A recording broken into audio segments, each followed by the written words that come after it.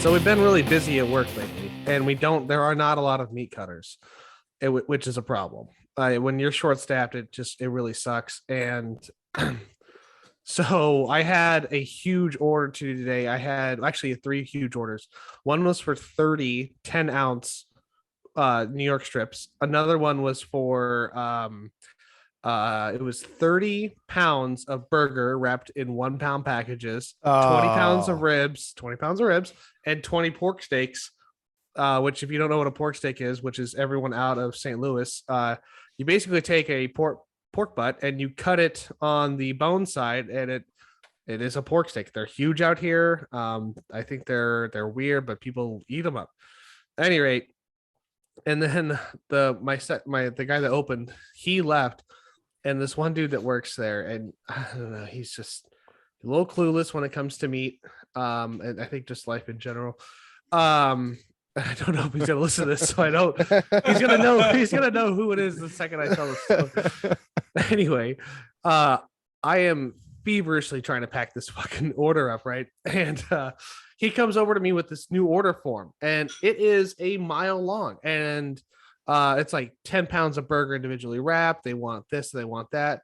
I'm trying to pack up this other order. There are customers to be helped, and he's reading me this off, and I'm like, man, just put it away, and I will figure it out later. It's true. I go there later, and on one of the lines, it says 5 pounds bones pork chop. And I said, what in the fuck is a bones pork chop? Because he wrote boneless earlier for the chicken breast. I was like, God damn it. So I hope they wanted bone and pork chops, because that's what they gave me. Because I don't know what the hell a bones pork chop is. Yeah, that's awesome.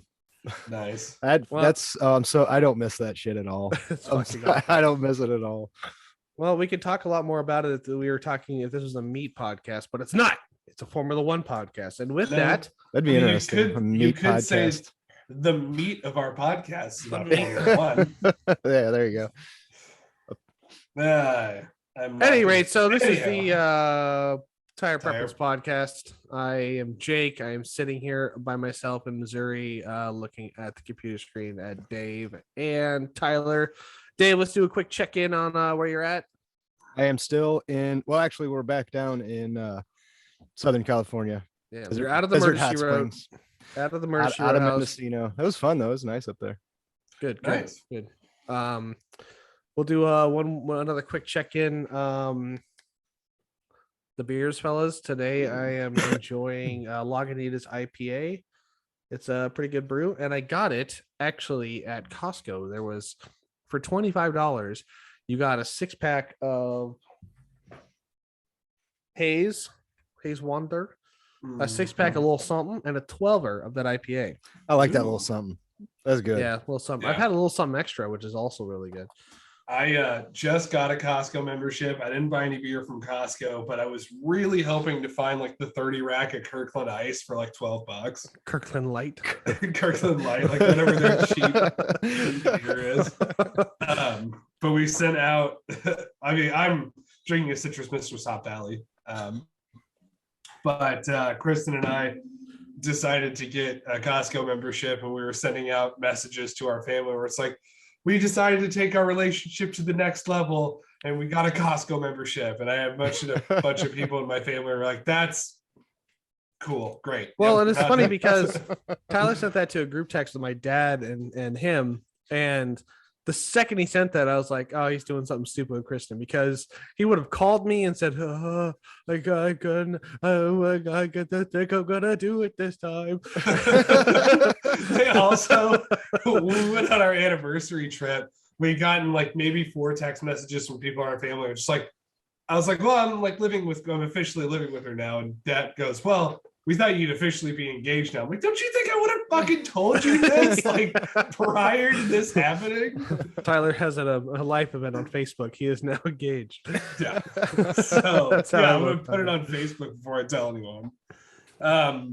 But no, I have a Costco membership. It's sweet, but this is also not a grocery store podcast. But it came up because they have a lot of beer there, which is awesome. They do. They have a couple of big aisles of it. Dave, what are you tugging on over there? A real exotic one this time around. Coors Light. Ooh, Whoa. One with some, you know, some Coors Light. Some silver bullets. Yeah. Yes. one thing I really liked was when we went on our honeymoon to St. Martin. That was on the imported list. That's funny. So the expensive ain't beer at lying. the bar for the imports was Coors Light and Budweiser. That's awesome. All right. Well, so we're going to talk about a few things this time around. We're going to go over our scores for our fantasy league, which is pretty much just a luck of the draw league because we don't have any trades set up or anything like that. Then we're going to go over the news, a couple of quick news stories to talk about, some medical updates, and then we're going to get into the race, the grundle of the weekend. So yeah. We're just gonna get in there and stroke it, We're when gonna- we start talking about the weekend. And yeah, I'm. I don't know if you guys didn't catch it or you're just more mature than that, but I asked Dave what he was tugging on over there. No one made any jokes. one kind of came up, but I didn't even hear you. yeah. I wasn't paying attention. I was tugging. Yeah, All right. he's tugging on the silver bullet over there. I told you both this story, but it's just such a good story. So I used to, when I was working at one of my older jobs, there was these guys I used to work with that are super homophobic, and this one kid, he wanted a boat really bad, and we're talking just flatlander, redneck, just through and through. And one day we're all sitting in the office, and he's like, "I think I'm gonna get a tugboat," and so I, bridging a gap, was trying to, strike up a conversation, just wondering.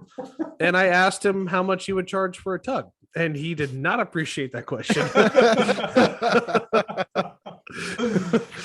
I think he actually said, "You need to take all that gay shit with you when you get transferred." And I said, "Why, are you afraid of temptation? do I make you sweat?" That's funny. All right, to the fantasy league. So, Oh yes. so we actually did points that one time we talked about it, and because I was like, shit, I gotta make up points, and I opened my Word thing, and they were already there, and I was like, oh, nice. So, Very nice. I think the pit crew is gonna be hard because this year, I'm sure you all noticed, they don't show everyone's pit. And I don't know if they did last year, but I feel like we saw a lot more pits Yeah, times. I forgot to look up after the race, but yeah, the only one I remember seeing is Hamilton's one stop he took. Well, and Ferrari had a 2.7. I didn't pay attention to them when they went in the pits. I was too excited.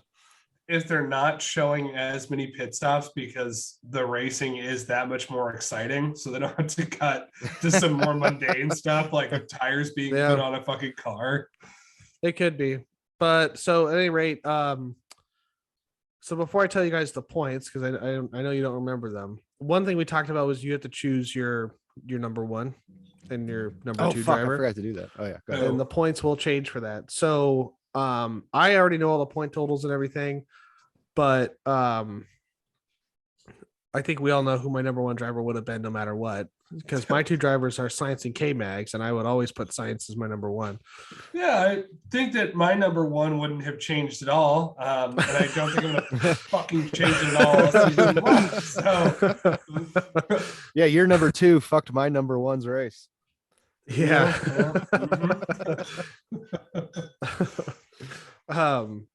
So let's see. So we'll start with Dave because he's on top. Your Perez driver, and Stroll. Yeah, So- your team is Haas. So the team that finished in first place, because we got McLaren and I have Red Bull. So right now, constructors is Jake. I have 10 points for my team getting first place. Tyler, you're McLaren, and Dave's is Haas. So let's see who. Hey, we both had a DNF. Yep. For our Well, team. I had a DNF that didn't even get to start. Yeah, that's right. K-Mags finished higher than. He what 9? Oh, actually, Ocon finished higher. So, well, that's not McLaren. That's AlphaTauri. What the hell are you doing? No, I'm trying to figure out who came in second place. Ocon's an Alpine. Yeah.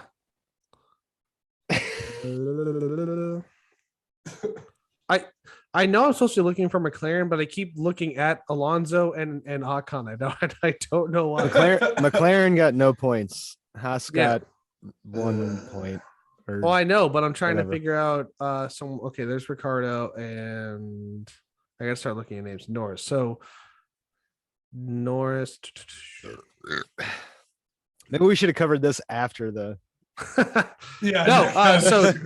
So Dave, your constructor came in second place between the three of us. So you get 8 points, 8 points. and Tyler gets 6. You're gonna have to text this to me or email it to me after the show so I can have a copy. All right. So the first place driver. Well, Tyler, you won for your first driver because you had Leclerc. Yes. And so you get 1 point. no, you get 6. Yay. So I guess I didn't even tell you guys the way the points. So teams, it goes first. So we're not doing this based on points that they've earned in the race. It's how they finished. So my team is Red Bull, and they finished first with Max Verstappen. So I got 10 points. Dave's racing team is Haas, and K-Max finished higher than any of the McLarens. So he gets 8 points, and Tyler his team is McLaren, and they finished last between us. So he gets 6. Then we pick the drivers first and second. Your first driver, if he finishes above the rest of our drivers, he gets 6 points, then followed by 4 and 2. And then the second drivers are all half value. So 3, 2, and 1. And we were going to do pit stops, but they're not telling us all the pit stops. So yeah, whatever. We could hammer that out. Yeah, we can figure it out at some point. So I come in next with my driver, Sainz. So I'll get 4 points, and then Dave unfortunately came in last, and so he'll get. Should have been first. But we'll get to that. We'll get to that. I have lots of feelings about this. Right. All right, so let's see. Where did Stroll finish? He finished in 13th. K-Mags finished in 9th. And Tyler, yours is Latifi, who did not finish. So my second driver got me the points. So to round it out, the totals right now is I'm currently in the lead with 17 points. Tyler, you are in second place with 13 points, and Dave, you are in third place with 12. Ooh. Yeah, I had a DNF and Lance Stroll, so yeah. Yeah. Okay. Ouch. Well, you got Perez. Yeah, but he DNF'd. He didn't finish. Perez finished. He finished 4th. Oh, fuck. Yeah, he did. I was thinking of Ricardo? Previous Alonso? Yeah. All 4 people who left during lap 38 or 3 people. I know. All right, so do we want to get into the weekend? Sure. Of the race? The weekend. So practice. How do they look at? Well, first off, our thoughts go out to the explosion in Jeddah. Yeah. Yeah, what was that about? I couldn't tell you. I didn't even look it up. I only watched the highlights of the practices. So yeah, I just know that a terrorist explosion happened at like an oil refinery, I think. Something and like that. 16 I saw the miles from the smoke track. Yeah, 60 miles on the track, and F1 was very quick into saying the race is still on. The race is still on. Yeah, we're not. I think Dave had sent that meme, and it was Jeremy Clarkson, and it was a meme of him. It's like, there's an explosion in Saudi Arabia. F1. Yeah. Anyway. Yeah, it was. I mean, this isn't a political podcast, so we won't really go into it. But it was like, a terrorist group or a rebel group that decided to attack the oil refinery, which was within sight of the track, so you could see all the smoke in the background on Friday. Well, to be fair, did you see the smoke tower? You could see it from anywhere. Yeah, it was huge. But yeah, so, business. Practice went on. Free practice 2 was delayed by about 15 minutes. I watched the highlights of it, and they didn't really stick with me too much, so I don't have much to comment on the practice sessions. It was probably Latifi's fault too. Mhm. He likes crashing at the end of Grand Prix. Well, at least we have somebody to talk about now that Mazepin isn't, in F1 Right. anymore. So it's like, Feel bad for him. yeah, Nicholas Crash TV or something like that. Nicholas last something. Ooh, last TV. Hey. Last TV, last. Although technically he didn't finish last. That would have been Yuki Tsunoda since he didn't even start the race. Yeah, Michael Schumacher didn't even start the race. Yeah, because Michael Schumacher was at home in Germany and his son Mick Schumacher didn't start the race. Oh yeah, Mick Schumacher. Yeah. Mick Schumacher slammed did because he slammed into the fucking wall. Yeah, well, Tsunoda, he had like Hydraulic and issues, something wrong with it, like on the Yeah. formation lap or something, right? Well, it wasn't the formation lap that we see. It was when they pull out of the pits to get on the grid and have all the mechanics show Gotcha. up. But yeah, Mick Schumacher did red flag. I think it was the second or Q2, but we'll get to that in a second. The huge news was Lewis Hamilton didn't even make it out of Q3. Yeah, what the hell happened there? He didn't even make it out of Q1. No, sorry, yeah, Q1. Yeah, that was I was like, Annie and I were watching it just in awe, like not even out of Q1. Yeah, so you're like, holy shit. Okay, like, all right, he's near the bottom. Maybe he'll pull something out, like, new tires or something. And then he just didn't. And No, he was on the chopping block, and then Lance Stroll, my boy, came in and swept him out. Yeah. Right. Yeah, he barely finished within the points. But we'll get to that later when we talk about the race. Yeah. So, but yeah, the big compelling excitement was definitely Schumacher taking, I think he was going 117 miles an hour when he hit the wall. I heard 160. Might have been that too. It was at the beginning of those high speed turns. Yeah. And he kind of hopped up on that curb, and you could see him just hit sideways, and then there was just no recovering. Yeah. Ended up red flagging for about an hour while they cleaned everything up.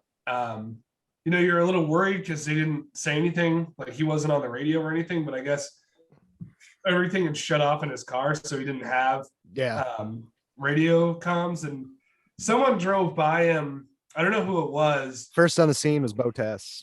And I think Bottas got a thumbs up from him, which was good.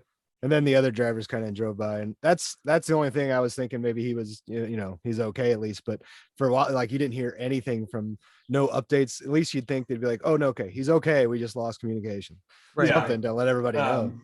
But then you see him a little later when they had taken him from the infield medical center, and they were putting him on a helicopter to take him to the hospital. He's surrounded by a bunch of people, and sitting there awake. And, yeah, he looked like he had a little smile on his face too. Mm-hmm. Yeah, just talking about spinning into the wall. So you're like, all right, that was good. It was really good to see him get out and walk away. And man, it's always a scary moment.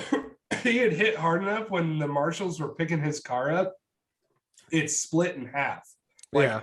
The half where like his engine had fallen off and it was being held on by a hydraulic line. Well, it's like similar to Grosjean's. His car split in half too. Well, this is like part of the new regulations now, is like they have to be like under a certain force, be able to split in half like that to help absorb some of that velocity and G-force. Yeah. And I heard that Gunter Steiner, because I heard that Mick had gotten released to race, but Gunter Steiner didn't want him crashing another car before Australia, so he didn't let him race. I wouldn't be surprised. I mean, shit, there was a lot of work that was going to need to be done to that Haas car to rebuild it for them to race this morning. You'll race around the track and you crash. You fucking crash. I'd say 85 to 90% of that car is completely unsalvageable. Right. Yeah. Right. They're just like, hey, we got you a crunched piece so you can look at it. That was about it. Yeah. Like his steering wheel will have scratches on it or some shit like that. So then Checo got pole. That was huge. I think it was his first pole, wasn't it? It was Very first pole, and he set a record doing it. Longest wait. for his first pole. It was like 254 races or something. Something like that, yeah. Another record got beat at the very beginning of the race, and that was with Lewis Hamilton. He beat the record for most starts with a single company. The old record was with Schumacher 179, and this was start 180 with just Mercedes.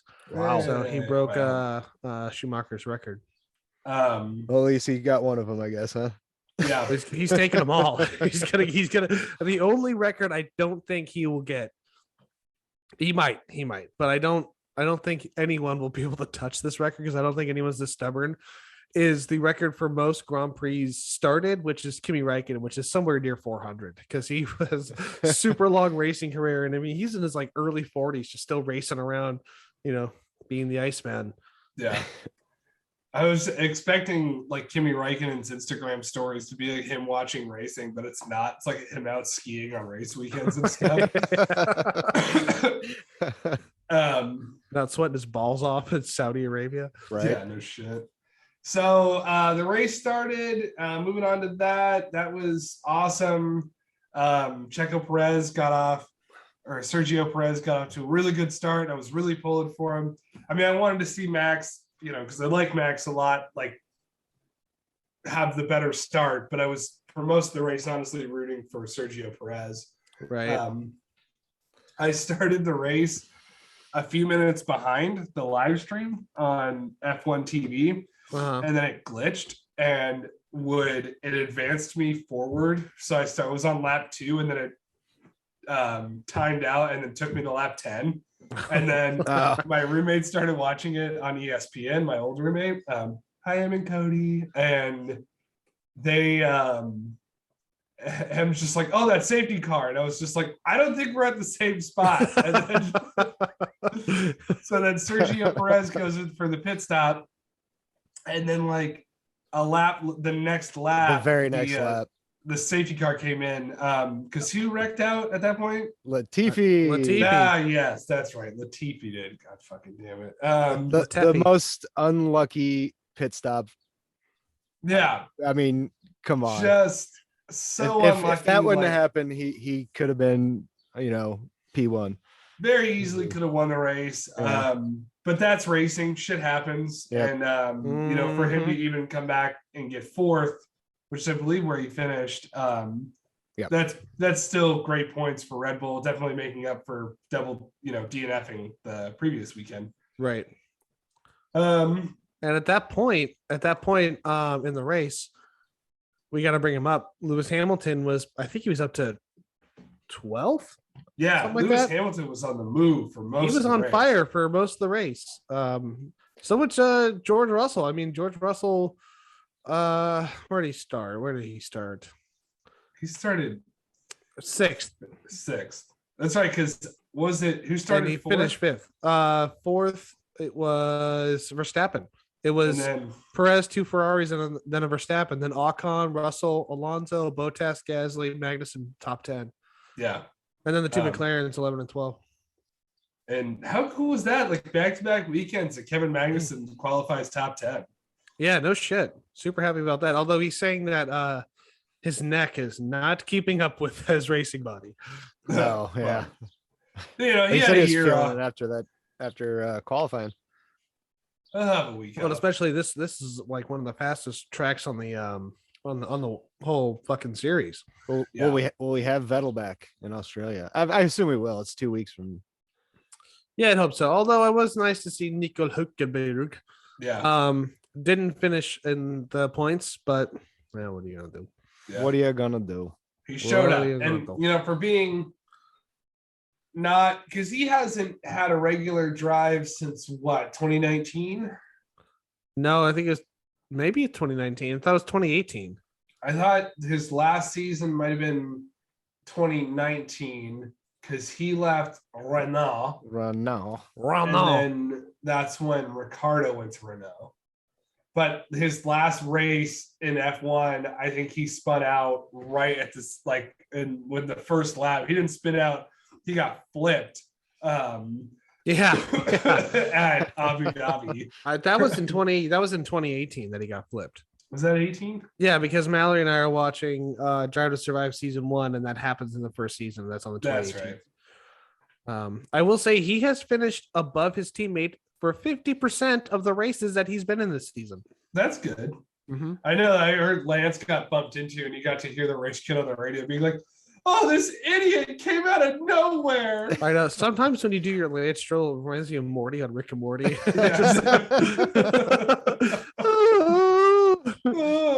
Which, like, I mean, Yeah, I remember seeing it. Albon took a cut inside, and I was going to save that for the post race, but he actually got a penalty for that. Oh yeah, yeah. He got it's a 3-place grid penalty for next race, and he says he doesn't regret it. Oh, good. So that is racing.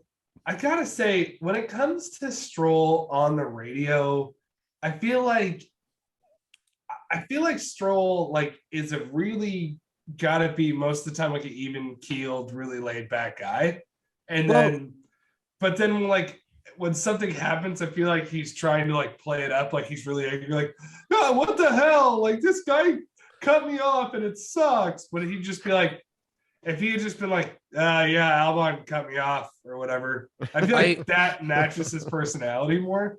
So I think that it also has to do with how stressed he is and everything, because if you remember back to what race was it? It was 2 years ago. I think it was the race that Lewis Hamilton wasn't in because he had COVID. Yeah. And Lance Stroll got pole and he started in first place. And he was in first place for a lot of the race. And every time they checked in on him, they're like, "Okay, your tires are looking good." He's like, "Okay, cool, yeah." He was like, he just sounded like a regular race car driver. And then he gets all stressy and he sounds like his adrenaline's dumping and he can't decide if he wants to scream or talk without any air in his lungs. Yeah. I'm afraid my dad's going to fire me. Yeah. There's a bird on the track.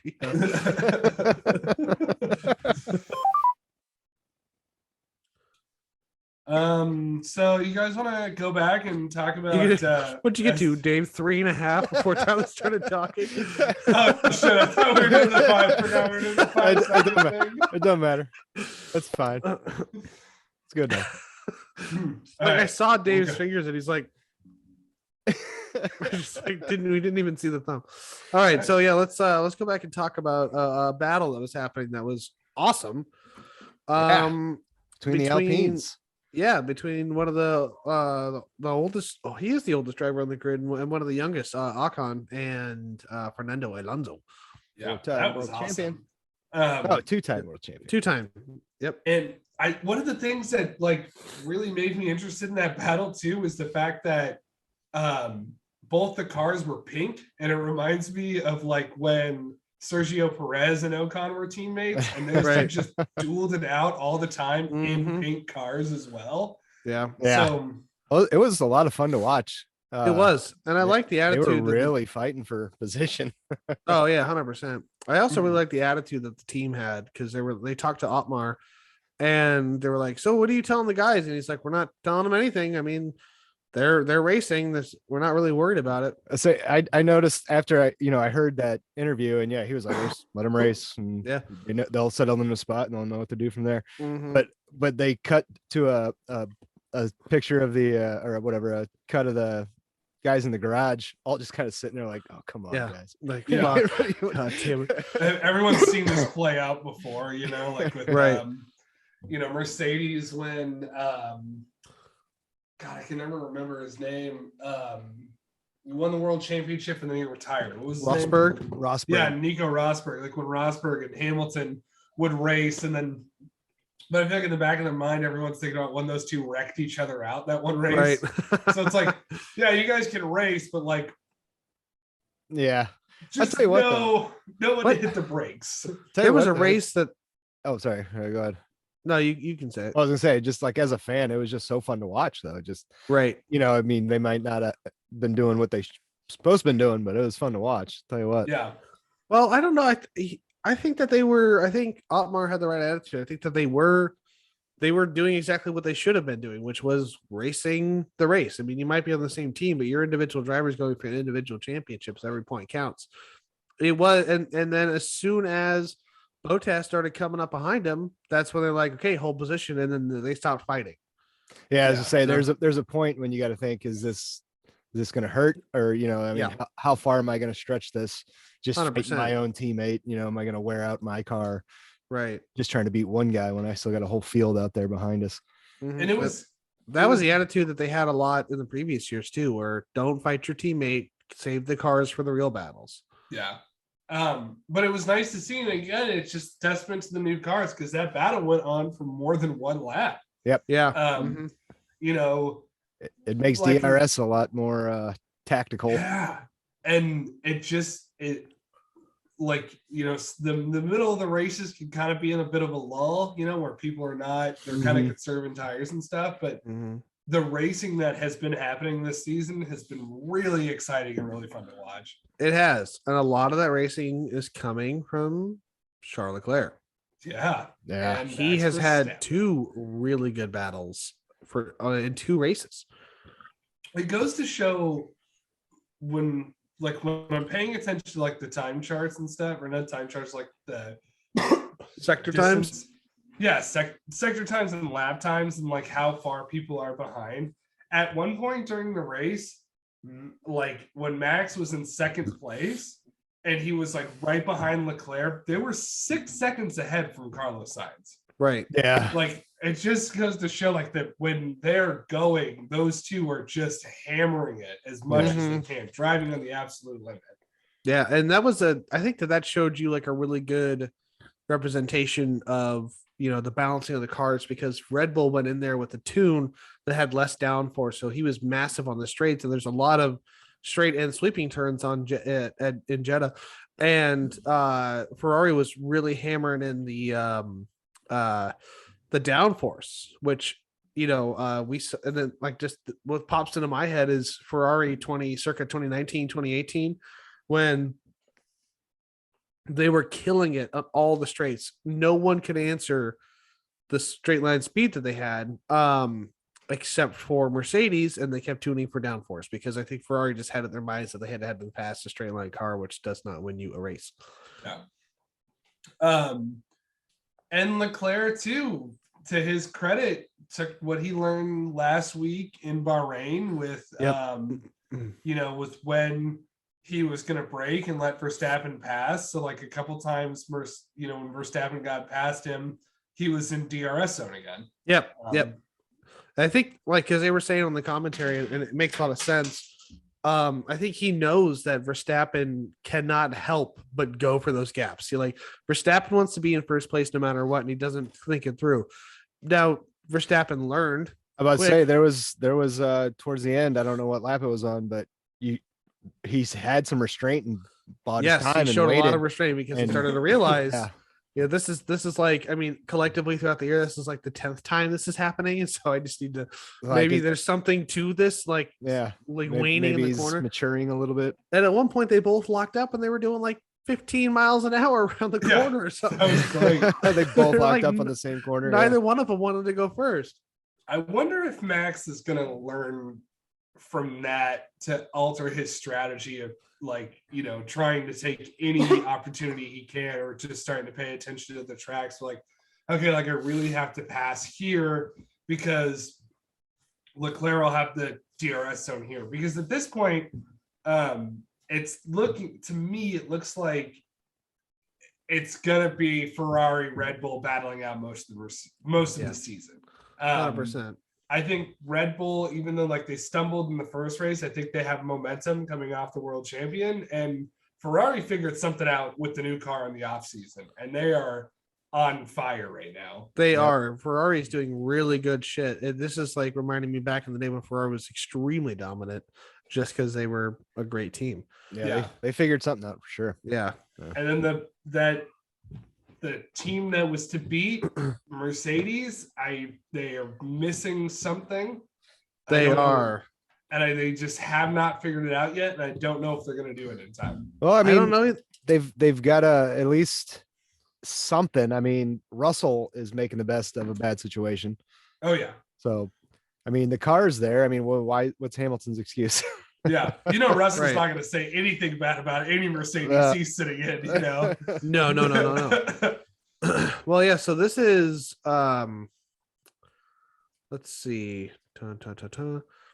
Yeah, so George Russell finished 4th in the first race, and he finished higher than his teammate this race. He finished 6th, and fucking Hamilton finished 10th. 10th. Yeah, it's because they decided to wait until like they put Hamilton on hard tires at the start of the race. Yeah. No, he And finished. then Well, he finished got fifth. kind of screwed on his pit because both Ricardo and Alonso ended up stalling out in the pit lane. Like, in the Yeah, entrance that's to the right. pit Yeah. lane. And In the pit with like 10 laps. So, yeah. Yeah. Yeah. So then, yeah, it sucked for him. I guess, and that's it. But you know, Mercedes, we've seen in the past, if they're going to drop the ball anywhere, it's going to be on strategy. They will have a fast car, but they just choose to either pit too early or pit too late. And this was an example of they got the shit into the stick on this one. It's not really an example of anything. So then Hamilton came ahead. I don't know if you guys could hear that or not, but a truck just drove by and it was kind of loud. My windows up. No, I didn't hear it at all. Okay, well, see if it gets picked up. I have to imagine like Hamilton having been, you know, the 7-time world champion. He's used to finishing first. He's used to always having like a celebration afterwards. Yeah. It's just like in 10th, and you know, all the people like, you know, in 13th and 14th are coming up, and it's just like, hey man, congratulations. It's like, hey, who are you? Yeah. What are you? You're on the scale with the rest of the rabble. You're on like the fancy scale. He's got to stand there with like, you know, shoulder to shoulder with like Lance Stroll and like all the other people that are like super far back, and he's just like, oh. He's got to figure out what to put in that spot on his trophy shelf now. Yeah. So I almost feel bad for him, but I mean, he did some good driving, but it just wasn't his weekend for sure. It's just not Ferrari's weekend yet. It wasn't last weekend. Mercedes. It's not. Yeah, Mercedes. I don't know. But I mean, like I said, I can. Like Russell, he's still making the best of what he's got. So Sure. Well, isn't it funny that like Russell was like always like you could tell he's always wanted to go to Mercedes, but he's always been like kind of hiding it, like no, you know, I just want this. I'll stay at Williams. It's fine. And then he's like, yes, fucking Mercedes, yes. And then they're like dog shit, and it's just like, what the fuck? Like, what the fuck? He finally gets a ticket to the show, and they're just shit in the bed, you know. He's got the seat behind the pillar to keep the grandstands up. Yeah. Well, same with like Lando Norris. He just signed that 4-year deal or whatever, and now McLaren's kind of shit in the bed, and it's like, now he's stuck with it for 4 years. He's got to. It's not helping improve. It's not helping Ricardo's morale. No, not at all. I want them to. I'm really hoping that going into Australia, they will figure something out, and that like to get Ricardo in the top 10 in Australia for the first race in Australia since 2019 would make me really happy. Right. Yeah, I hope he does really good in Australia, you know, being this home race. And I think his last year at Red Bull, he DNF'd in Australia. Yeah. Yeah. Well, and this Australian Grand Prix is going to be a wee bit different because the track's different. Yeah, they're missing an entire chicane, or not a chicane. It was like, I was like turn. I want to say, let's see, what's that? 1, 2, 3, 4, 5, 6. Like turn 7 and 8, they just took out. Mm-hmm. It's a big sweeping thing now instead of a hard turn. Okay, I see. They smoothed it out. Yeah. Yeah. Because it was a short straight, and then it was a semi-hard right-hand turn, and then it kind of swooped into a slight left that had a DRS zone in it. But they smoothed that out. They did some other things too. They widened turn or something. I don't know. I have to look at the old map and the new one again. Yeah. So it was a good race. I really, like I said, I was really hoping for Sergio Perez to win, right? But I'm rocking Red Bull here because the last couple laps were very exciting. They were very exciting, super exciting.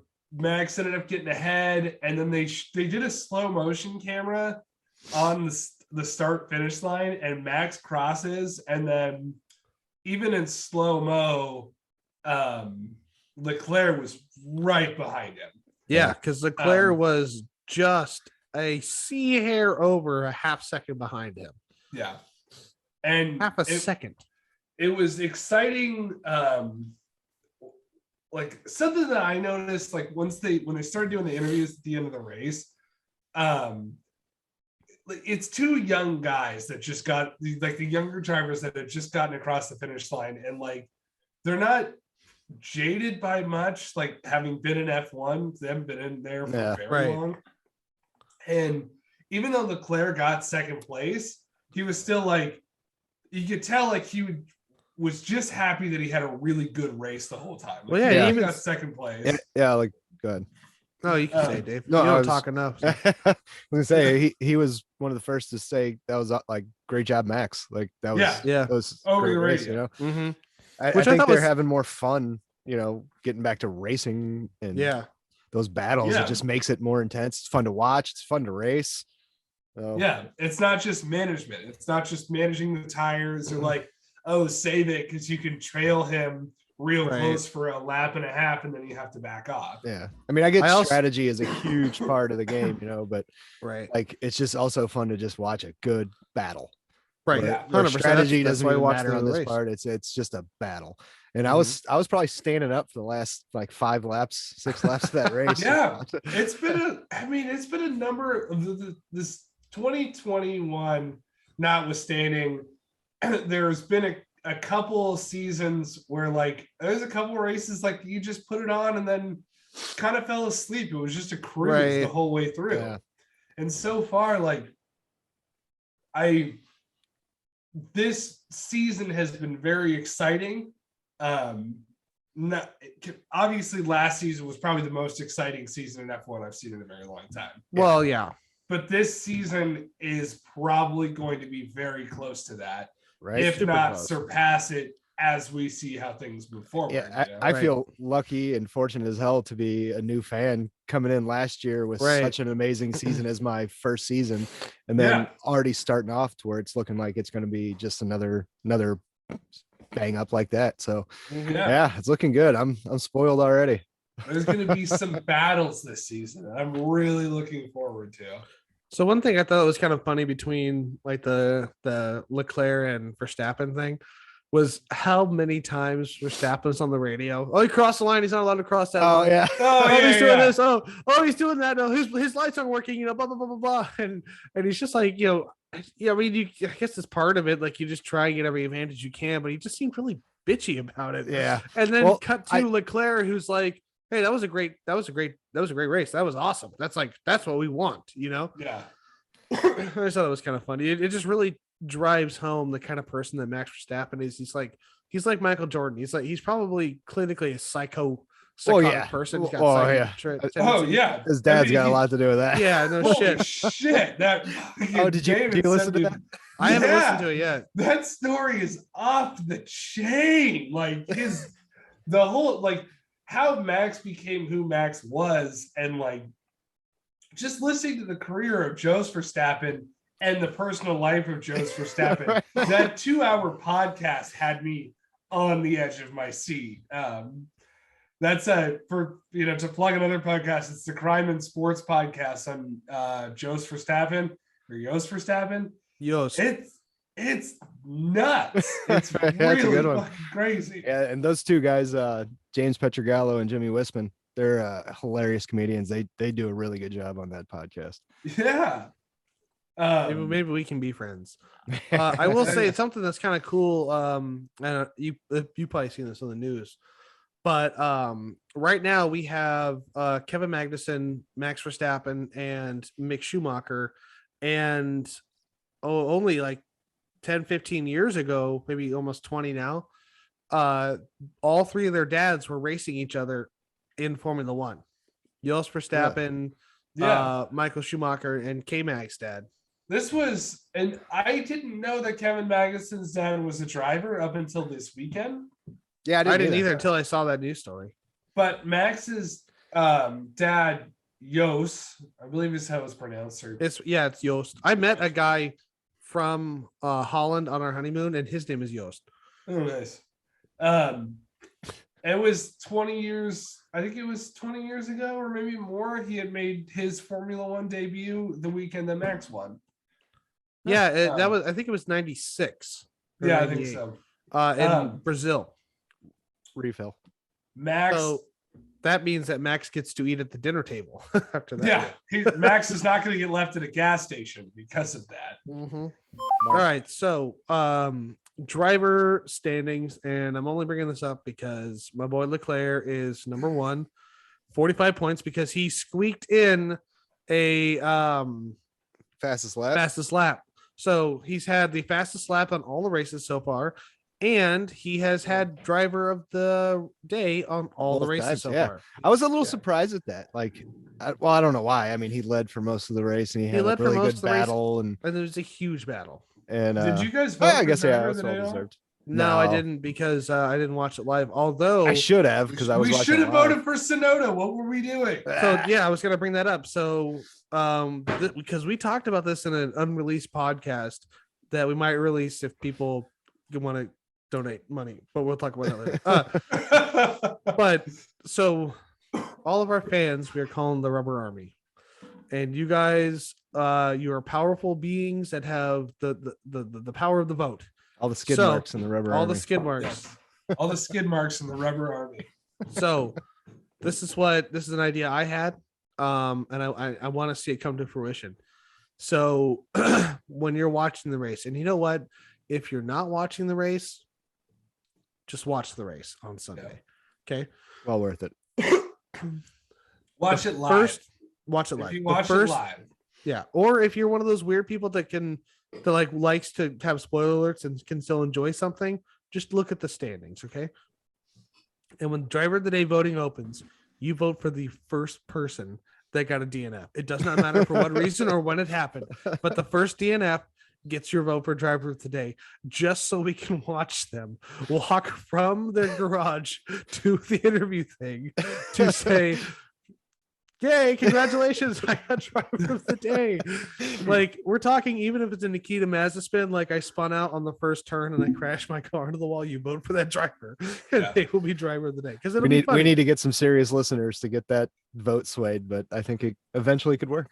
So if we're talking to our serious listeners, we're talking to you. We need you to watch listen to the podcast and understand that you need to vote for driver of the day, and it's the person who wrecks out because it'll be funny as hell. The first DNF. It might not wreck out. Very first DNF of the race. First DNF. Yeah. But to the Friday, the standings, Leclerc's on top with 45 points right now. Sainz is number 2 with 33. Verstappen is third only because he DNF'd the first race, so he got no points. He's there with 25 points. George Russell is in 4th place with 22 points. Lewis Hamilton 5th with 16 points.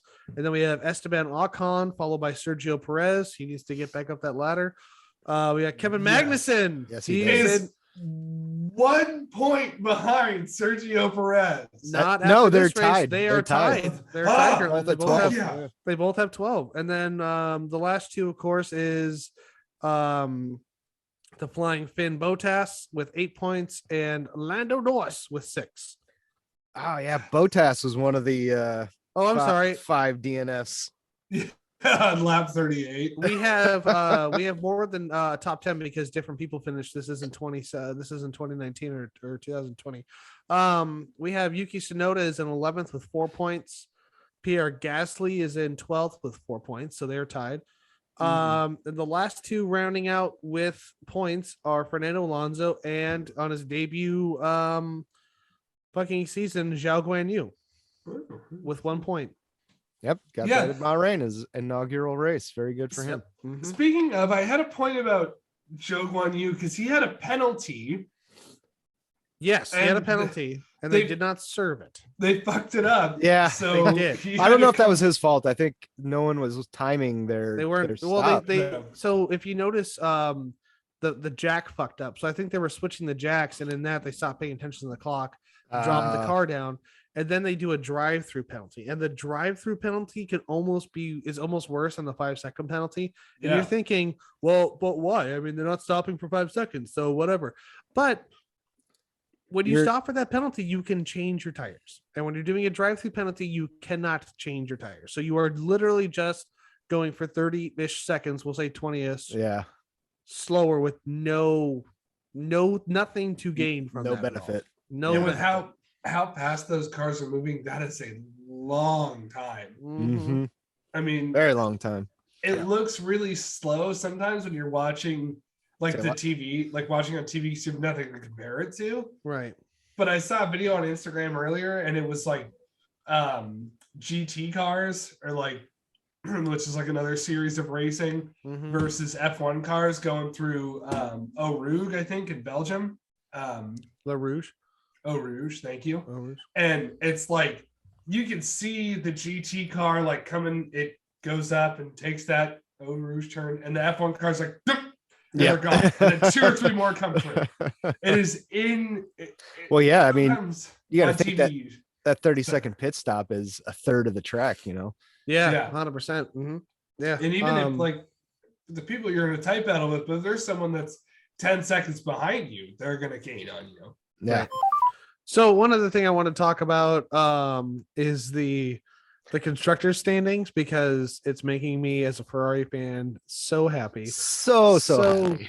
So happy. I don't know the last time I saw this, if I've ever seen it, but Ferrari's in lead with 78 points. I know it's only the second race, but that's a lot of points, especially when your second place team is Mercedes and they are 40 points behind you. That makes me happy. And they're only they're the one biggest point rival ahead of Red Bull. Red Bull is 1 point behind.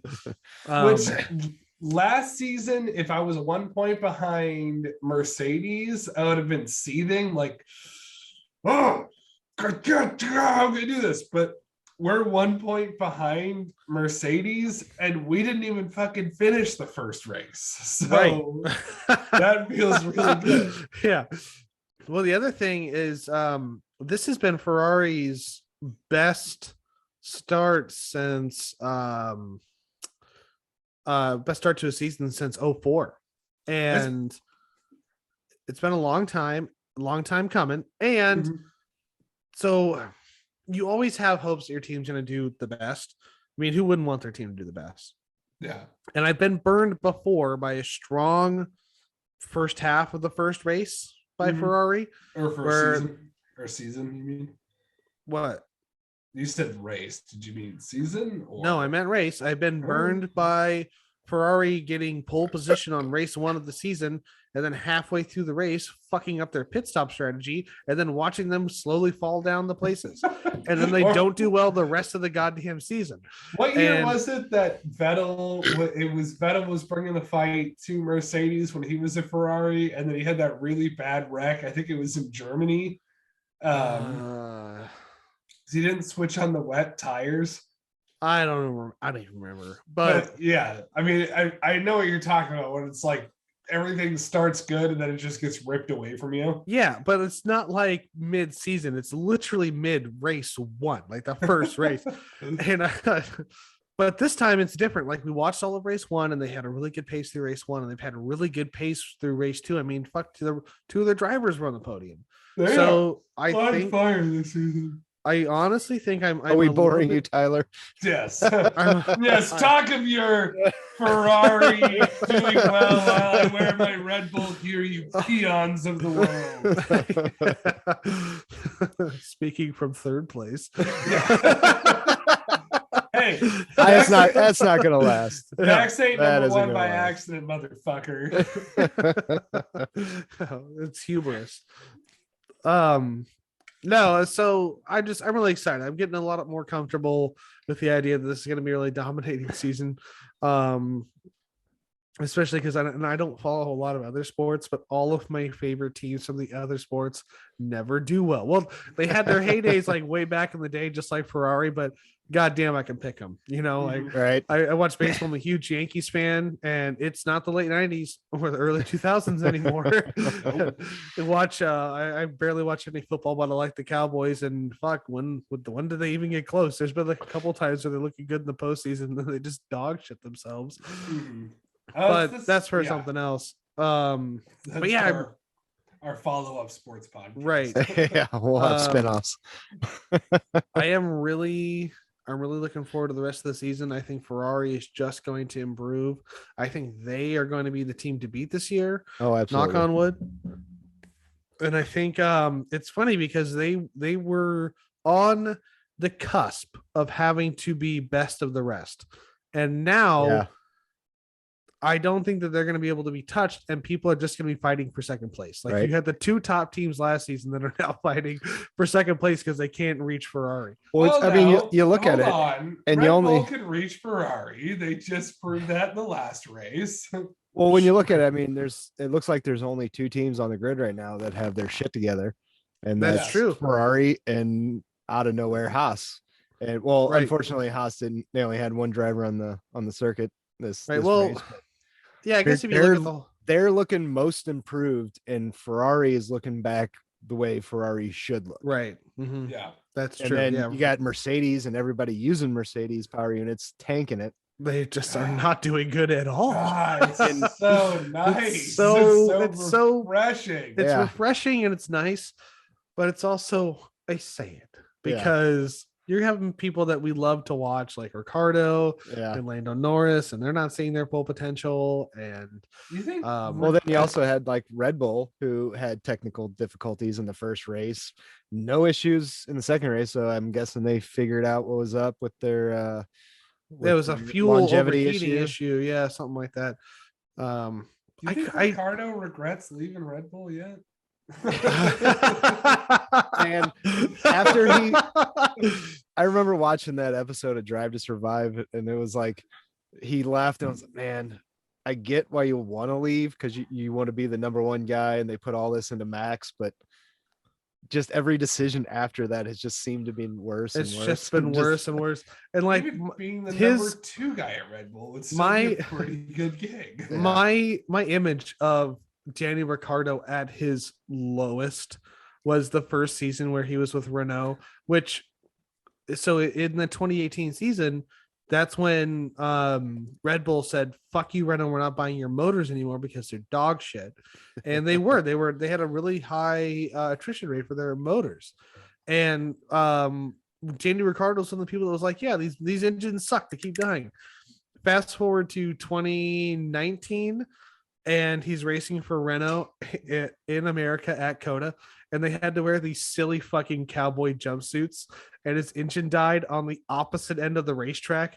So he had to do the walk of shame in this cowboy get up race jumpsuit. And he just looked like a 6-year-old that got molested at his birthday party. Just looks so deflated. Sad. Yeah, so deflated. And it was awful. And yeah, I think that was the low point in his career. Yeah, I don't want to do this. Yeah, I'd like to see Danny Rick hit the upstroke here pretty soon. Yeah. He's gonna have to try and get to see the Ferrari or Mercedes or Red Bull because it's not happening anywhere else in the field. I think we'll see McLaren improve throughout the course of the season. I think it's going to be a slow improvement, but I think we'll see them kind of eke their way back up into midfield, not where they were last year, obviously, or the year before, but last year they got a win. Yeah. It was Danny Ricciardo too. Yeah, they had one too. That was last year. Yeah, it was. That was at Monza. I don't think Lando's won yet. Yeah.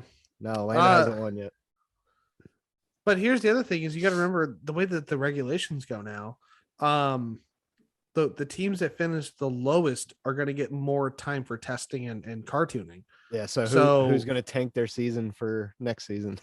Right now, I'd watch out for Williams. I can see Austin Martin. So they do have that new CEO at Williams. Well, not new. It was his second year with him. Yeah. He's a rally guy. it's gonna remind me Some when German we get to the rally. later parts of the season of like whoever wants to sandbag for more tuning and wind tunnel time. It's like Right. that episode of South Park where they were in like the little league, but they didn't want Yeah, to be they're there. trying Oh to be yeah, they shitty. kept trying to lose, but the they're other teams got trying. so good at losing that These they, kids are Yeah. really good. They can hit the ball directly into our gloves. They kept getting Yeah, exactly. Like it's they gonna kept be getting like Kyle's like brother from fucking Brooklyn. Yeah. Sound like Berkowitz, the son of Sam. Oh, I just want to play baseball. I I'm can't do gonna it. get exposure. It's so Yeah, dry. so Why so so dry exposure. here. The sun hurts my skin. Yeah. So the, sounds like Williams are just like intentionally like, but like no, like it's gonna be a war between Albon and Latifi of who can qualify slower and who can wreck first. They're just crashing their cars. It's like fuck, Albon figured out how to wreck on the line. How did he Right. do How that? did he do that? Yeah, he spun out just going. yeah. Oh, so- speed through the pit box. We want to get a penalty. One thing that I just remembered I wanted to bring up, it's a bit of a rule kind of technical thing or whatever. So because they brought this up, they were saying that Leclerc was going really fast under the virtual safety car. So with the way the virtual safety car works, there is no physical car on the racetrack, which is good and it's bad. It's good because you don't have to complete a lap for the safety car to leave. You can halfway through a lap drop the virtual safety car and you can get back to racing. So it kind of helps in that aspect. But since there is no safety car setting the pace, the cars are going a little bit faster. And so you have to work within a delta. And the delta is you cannot get below this number for a lap and you can't get above that number. So you can't go super duper slow and bunch the crowd up and do one of those things, but you also can't go full tilt boogie. I said And- when they're during the race, they say they're doing what, like 40%. Yeah, I think so. It's like everything slows down by 40% or something. Or like that's that. it. That's it. Yeah. Yeah, but not necessarily during a virtual safety car though, because they have to go within an average lap delta. So you, like I said, you can't go full tilt boogie, but you're not quite slowing down to 40% power. You just have to get within a threshold. Yeah. Well, I meant like down, like, so 60% power instead of, Sure. Yeah. Yeah. that's what I meant. And so Verstappen tried to bring up that Leclerc's going really fast. Is he beating? He did gain Delta? some time under the, He did, virtual but safety that's car. because the delta gap is big. It's a few seconds. uh, So he was able to do a really good job of skirting that line on the delta, where you go really really fast throughout the first half of the sector and sandbag the second half to bring that delta back down. yeah. So Well, that's how Leclerc- he was able to stay ahead. and keep Leclerc's it pretty legal. good at keeping or cutting those, like, because Yeah. when you were talking about Verstappen bitching about him crossing that line, I was watching the replay. He did. I mean, like, one of them especially. I mean, over half of his car was over that line before he Right. came out over onto the main straight. It's like, I can kind of see why Oh, you're Verstappen talking about bitch the about Delta? Yeah. that. Yeah, we're talking about the The first one, not pit- so much, The but pit the second lane one. line. Yeah. Sorry. Yeah, he was trying to break that toe. So he was trying to Yeah, like, it's going Yeah. back and forth, which I think like, so if he was all four tires into the pit lane, then yeah, penalize him. But if you're not going to call having half the car off of the racetrack out of Yeah, bounds, then you so can't why- call half. Yeah. yeah. Although it So- is kind of a strategy thing, because you've seen how when Perez dived into the pits, Leclerc stayed out. He wasn't Right. going to go in, but he stayed out. But on that one, I watched the mass cam, and he wasn't even anywhere near the line. I mean, he was Right. like, "Yeah, I'm just gonna." He slowed down a little bit, but When the other funny thing is when the race is over and they did their cool down lap, Leclerc almost missed the pit lane. He dove in at the last second. Yeah. But I think that, like, because we talk about like last season, there were some teams that were just getting through the season, and I feel like last season, the season before, Ferrari had to have said, look, we have a competitive car, but we're not going to be 1 and 2. So we're going to shoot for third.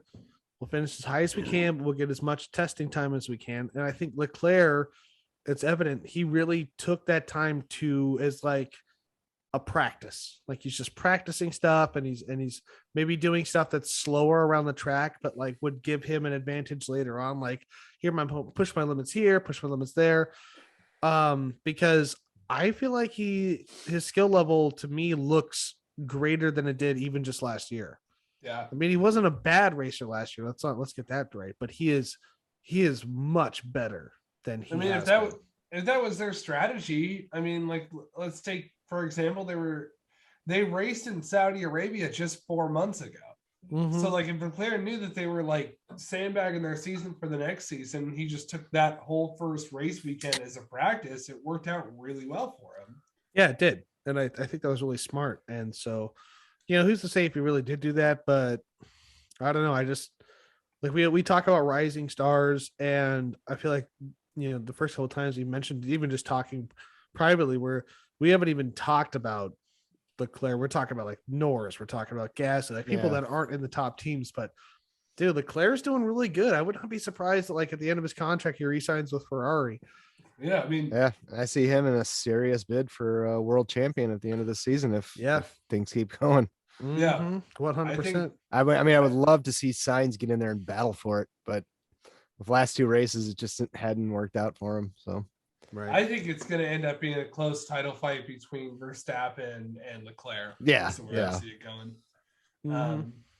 I don't know who's going to come out on the other side, but I don't know. If Red Bull can keep all their technical issues under wraps and contained, I think it'll be a really good. Could be bring it even closer. It's racing. Anything can happen.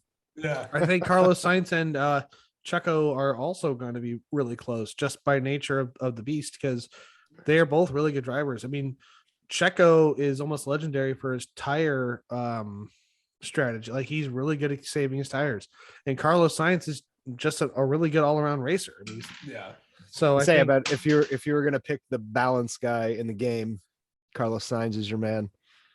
He is kind of all the boxes just where you want him. Mm-hmm. I would say so. To make a great driver. Yeah. Yep. I will say I am, like we've talked about before, I am really excited to see Sergio Perez at like a top tier team like Red Bull, Yeah, especially after he almost died. Well, not died, but like his career almost died. Yeah. 2 years ago. Yeah. And to see him get picked up by Red Bull and I think he's doing a fantastic job as Red Bull. Clearly is their number 2 driver last season. And then this season, like depending on how it goes, he could end up being their number 1 driver.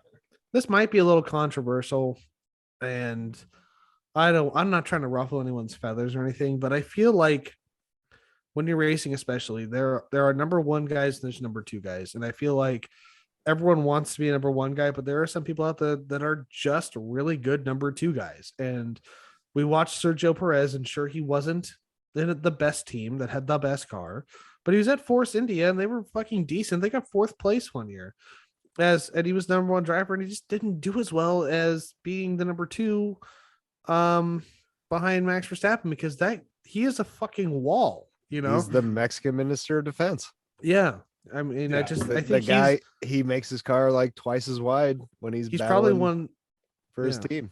And I think he's one of the best number 2 people we've seen come along in a very long time. I don't know. Bottas may be one of the top, but he also loved to fight for that number 1 spot and get a little greedy at times. So, but and I feel like that it was probably behind the scenes was something that was known when he got hired out at Red Bull. Like, hey, sure, you're a fantastic race car driver, but our main focus is Max right now. Yeah, and I have to think that like going into a season, like a new season. And like the first few races, I feel like both drivers, it's like, all right, well, everyone go out there and kill it, and we'll kind of rethink things as we go on. Well, and I just want to say again, I'm not saying that I don't think Checo could go for the world championship. I'm just saying he's a good number 2 man. Yeah. He's a good goose. He's a very good driver. Just a very good driver. Yeah, he's a good driver. They're all great drivers. I mean, they're in Formula 1, but some are just better than others. Yeah, obviously. He's like, he's one of 20 people that can do this fucking. Yeah, no So, shit. like, Well, some right. could He's argue not that there by money helps. accident. Money does help. So let's move on to predictions for not next week because we have a week off. Off week. So yeah, we will be bringing you guys. We talked about. I think we're gonna do. What do we say? Like a frequently asked questions, a newbie to the sport, the beginner's guide to F1. That sounds like a good. As brought to you by Tire Preference Podcast, a non-professional grassroots. A podcast for the layman of the sport. A podcast to bring it down to There you go. everyone's level. It's There not a you low level. Don't fucking sell yourself short. But it's a level that's not at the upper echelons. We're all on that level. We're gonna dumb this shit down, and we're gonna get all of our conclusions wrong. I'm gonna try and write Hey. my narrative's gonna be like at most like 6-letter words, but not a lot of consonants because it's gotta be easy to spell. We're three fans with varying degrees of knowledge and love of the sport. So I mean, just knowledge in general too. It's just oh, here we go. Yeah. everyone's dumb. So the next one is on the weekend of the 8th. GP's on the 10th of April. The Australian Grand Prix, the Heineken. Good day, mate. Heineken. Heineken. I got dyslexia. Go fuck yourself. What is the that? Australian GP. The Dutch beer Grand Prix in Yeah, the green Australia. bottle beer Grand Prix. Yeah, in Australia. I think Heineken's. Yeah. Why is it at the Foster's Grand Prix? Yeah. because Australians don't even like Foster's. Yeah, I don't think at Australians all. know what Foster's is. It's the Vegemite Grand Prix. The Vegemite Grand Prix. There you go. The dingo Grand Prix. The dingo and the baby Grand Prix. The dingo and the baby. This race is the same miles as the dingo fence is long to represent why we had that thing. So it's very offensive because it actually happened. It's actually a national tragedy. Yeah, national tragedy down there, so we don't make fun of that. But we'll talk about a guy getting his arm ripped off by a shack. Anyway, so yeah, Australia's happening. It's a new track. Well, it's nearly new. So this last race we had, this track was slightly different. Last year, this track is going to be slightly different from what's it 3 years ago now. So, yeah, The last time we were they- going to race here was pre-COVID, and then they were here during COVID, and that was a fucking mess. Yeah. But we're all over it now, and we're giving interviews without masks, so we don't have to worry about COVID now forever. Because Hopefully, yeah. that fad is over. So so let's talk about predictions. Let's talk about a little bit. So Yeah, give your prediction and your wild card prediction. Ooh, wild Yeah. card. I'm gonna have to think about this one for a second. Who wants to go first? well, I'll talk a little bit because I just want to say I think like as far as my prediction goes, I can see Ferrari's definitely going to be on the podium. I don't think that I think it's going to be another 2 Ferrari, 1 Red Bull.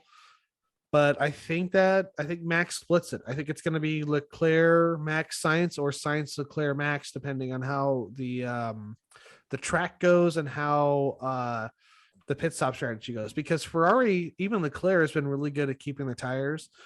So, because if you remember in Jeddah, they told Max to slow down a little bit. I think this is like there was like 20 laps left. They're both on the hards, and they said, Max, slow down. We're saving our tires for the end. And Leclerc did not. He just kept putting the hammer down, and his tires did not degrade as fast as Red Bull thought. So I think that's going to play a big thing. Yeah, these new Pirelli tires are proven to be a little stronger than most teams Yeah. thought they would be. Which Yeah. makes warming up a problem, but it makes longevity not. Yeah, especially with the cooler Mhm. wraps, and that outlap is gonna be tricky. A little tricky, but I think the pit lane on this has got a bit of a softer exit. You miss the first turn and you kind of get sucked into just after the second. The entrance is going to be tricky because that's a bitch of a corner to do. Me speaking from experience playing the game. So anyway, I think it's going to be. I think the grid's going to be split. I think it's going to be. Max is definitely going to be up there, barring any car troubles and barring any major accidents. I think it's going to be 2 Ferraris up there. It's just like what's happened so far in the season. I don't see that changing. They have a really strong pace. Their racecraft is going really well, and their strategy is doing really well. And for my wild card, I think I said Bottas last time. I think what's my crazy wild card prediction? K-Mag's in top 5. I don't think it's that far off. I think he'll qualify. I say he gets to Q3. I say he qualifies better than 8th, and I say he finishes 5th or better. All right. That's a good wild card. I like it. Dave? Not out of their own possibility. Oh, me. Okay. Yeah. Let's see. Predictions. Well, I mean, I'm going to stick with Jake on this one. I think it's going to be a Ferrari Red Bull podium with Red Bull probably splitting. And I'd like to see Sainz get his time on number 1. That'll be my prediction is this will be Sainz race. This will be his weekend. He's gonna wake up. He's gonna come out hungry. He's gonna do well. I feel like there's a prediction and a hope, and of course, like I said, my prediction, but my hope is a Ferrari 1-2 with Leclerc being first, only because of the points. But yeah, I'd like to see Sainz win one. Why not? Yeah, it's early in the season. Let him earn that number 1 seat in the next few races. Then let's see. Obviously, I'm gonna go with Mercedes is still gonna. I think Russell's still gonna beat Hamilton. Yep. I don't think Hamilton's gonna. I'm thinking this rumor that maybe it was the car the whole time is might be kind of could be. I don't know. I think Russell looked a lot.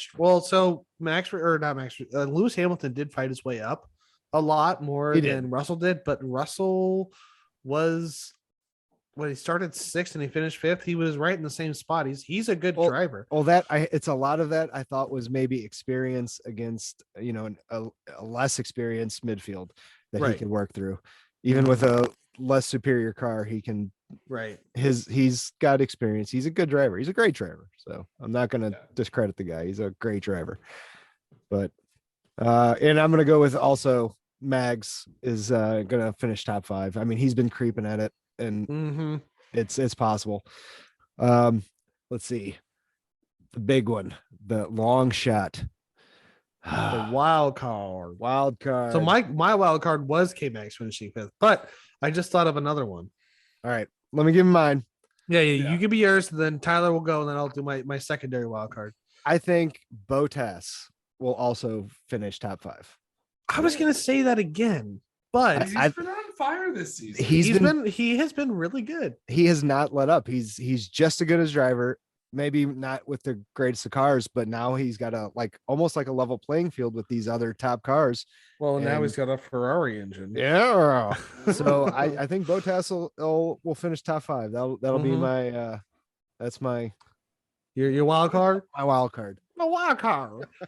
All right. My predictions are that it's going to be the podium is not going to be split.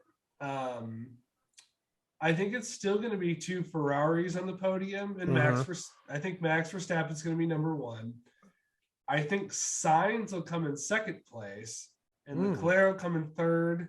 And this ties into my wild card. I think a late wreck or just a fucked up pit stop will put Leclerc in 3rd place. And I think it'll be Verstappen, Sainz, Leclerc. You're getting specific with your Leclerc has had 2 very lucky safety cars in both races. Yeah. And I think so maybe his luck will run out. He was fortunate in the outcomes of both of those. When it comes to race results where we always say shit happens during a race, I think some shit will happen during the race and a puncture or something. I don't know. But I still think that'll be the podium. I still think both the Ferraris will be on the podium, but I think Max will finish first and then just looking so good this year. And then Leclerc. So my backup wild card is, of course, I think K-Max is going to finish high, but I almost forgot about him because he didn't race this last weekend. But I think this is going to be a race for Schumacher to impress. I think he'll finish in the top 10 for sure. He's got that Ferrari power in the Haas. He is just he's waiting to break the shell. And I think that he's getting closer. And I think he probably would have done really well in Jeddah if he hadn't had that huge accident. But I think Australia is going to be good because Australia's got like a really good mix of super high intensity racing because you have your home stretch is a DRS zone. The first turn or second turn is the DRS detection for the second DRS zone. So that's 2 DRS zones right behind each other. That's going to cause a lot, especially from what we've seen, close bumper to bumper racing. And I think Schumacher is going to be able to use that to his advantage. Good, because I was going to mention that in my predictions as well. As I don't know why I didn't. I guess because he didn't race in the last race, but I feel he's in the cusp of hitting that top 10 and hitting Q3. I mean, he's got the talent. You've seen it in slow, small bursts in times last year. Yeah, not so much this year yet. But he's got the pedigree for crying out loud. I mean, he does. The talent's got to be in there. And I think that he had, I don't want to say the proper transition, but like one of the best transitions from F2 to F1. I mean, of course, you want to come into F1 and just fucking dominate and just be so good. But I think it's good for your driver development to come into a team that's in last place. No, you're not going to win. Just worry about your racecraft. Get used to the car, even though we're changing cars. But you know what I mean? Yeah. Like, just get used to being in that atmosphere. And I think he had I think it was a real advantage for him to be at Haas doing that instead of like immediately going to year. Going in 100%. Not trying to go for the best easy possible, mode. That for a rookie season to come in at those kind of but also does that set a low precedent to where he didn't get those fights and those battles on the track that he's going to be getting now. Is how's he going to react to those? Yeah. But I mean, at least even like prior to getting those battles on the track, he still had a year in a car to get the feel for it. Yeah, that's right. Even though it's a new car, and like he's had a year to know what an F1 weekend is like or an F1 season is like. 100%. Well, he's got that stuff for sure. But like I said, like on those on the track battles, how's he going to handle that at the F1 level? He didn't have many of those last year. No, he didn't. But this year he's got the car that he's going to have some of those, plenty of those battles in the midfield. So it'll be interesting to see how he adapts to that. Yep. Time will tell. And with that, unless anyone wants to add anything, we are at the end of our time today. So I just want to say thank you for listening. This has been the Tire Preference Podcast. Why don't you go ahead and follow us on our social medias? We have a Twitter for the Tire Preference Podcast. It's at Preference Pod. Go check that out. We're setting up an Instagram, so look out for that. If we get, we'll probably get it set up before we release the next podcast. So just look for it in the pinned comments of the YouTube channel, and we'll also blast it out on the Twitter, which I don't think has any followers yet, but whatever. And like and subscribe to the YouTube channel. I think it's just the Tire Preference Podcast. Yep, just Tire Preference Pod. Tire Preference Podcast, and hit that bell notification. Yeah, this is where we're releasing everything for right now. So. This is the most easiest way to listen to the podcast. So. Right. Once we figure out the technical side of things, we'll branch out and get on other platforms. But for right now, it's YouTube and YouTube alone. Sweet Spotify deal. Yeah. Right now we are in the dark, feeling around with our nubs. But go ahead and follow me. I'm at the Red Kennedy 45 on Instagram and on Twitter. And Tyler, you were at t.k.66 on both of those, I believe. Yes. Just on Instagram. I do not have a Twitter. So t.k.66. If you want to see what's going on in Dave's life, you can follow him at Featuring Friday, which is on Instagram, which is his little travels. Because he's a nomad now, so it's a lot of fun. It'll just follow me and my wife and our 2 dogs on our travels around the U.S. So see what they're doing, see where they're at, and So thanks for listening, and we'll catch you next week. In the meantime, keep it within the track limits. All right, let's get that flag. And Dave, what's your sign off? You gotta think of a sign off. Oh, for fuck's sake, man! Don't put me on the spot. Just sign off with something. Just sign off. No burnouts. And No burnouts. I'm cutting it off. No practice starts in the pit lane exit. Yeah, there you go. Yeah, Lewis. All right, Lewis. My sign off will be don't fuck up your pit stops. There you go. Box, don't fuck it up. Yeah. I like it. Box, don't fuck it up. Box, don't fuck it up and keep within the track limits. Dave, next week you can think of. I'll have something. I'll have something. All right, I'll talk to you guys next week. Adios, amigos. Cheers.